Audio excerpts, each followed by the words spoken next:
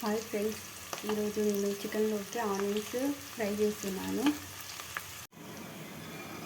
Chicken కర్రీలోకి gravy కోసం ఆనియన్స్ని ఇలా దూరగా వేయించుకున్నాను. ఆనియన్స్ ఫ్రై చేసిన బనీలోనే మళ్ళీ ఇంకొద్దిగా ఆయిల్ వేసుకొని చెక్క, లవంగాలు, యాలకులు, సాజీర, అనాస పువ్వు ఆయిల్ హీట్ అయ్యాక ఇందులో వేసుకోవాలి. ఆయిల్ పెట్టుకున్న ఆనియన్స్, పచ్చిమిర్చి, కొత్తిమీర, పుదీనా ఆయిల్ హీట్ అయ్యాక అందులో వేసుకోవాలి.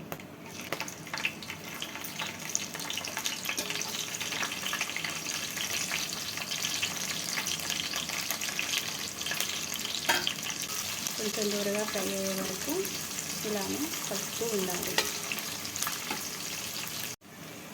ఇందులోనే కొంచెం అల్లం వేసి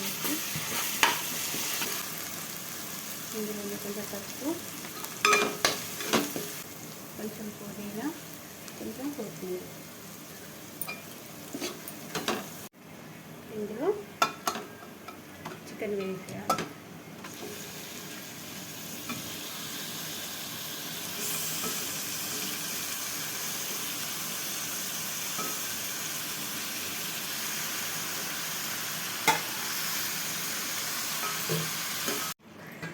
ఇందులో కొంచెం కారం, రుచికి సరిపడినంత కారం వేసుకోవాలి.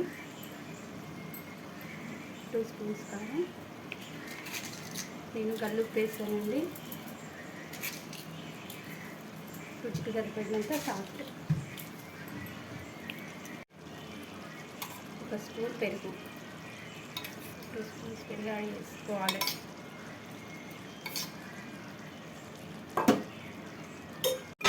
కొంచెం పెరుగు యాడ్ చేసుకుంటే గ్రేవీ చిక్కగా ఉంటుంది. గ్రేవీ కోసం ఆనియన్స్, టమాటా మసాలా నాకు గ్రేవీ కావాలనుకుంటున్నా, అందుకే నేను గ్రేవీ కోసం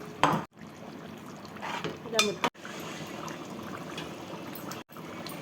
ఇందులో కొంచెం ధనియాల పొడి,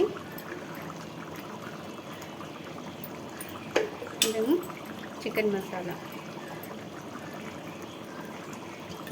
పైనుంచి కొత్తిమీర, పుదీనా, ఆయిల్ ఇలా పైకి వచ్చేదాకా ఉడికించుకోవాలి. ఇంకొక 5 మినిట్స్ ఉంచుకొని స్టవ్ ఆఫ్ చేసుకోవాలి.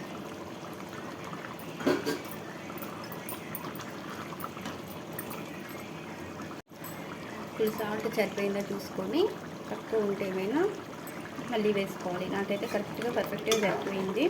మా పిల్లలకి గ్రేవీ ఉండాలి కాబట్టి నేను గ్రేవీ పెట్టుకున్నా. గ్రేవీ వద్దనుకున్న వాళ్ళు ఫ్రై చేసుకోవచ్చు.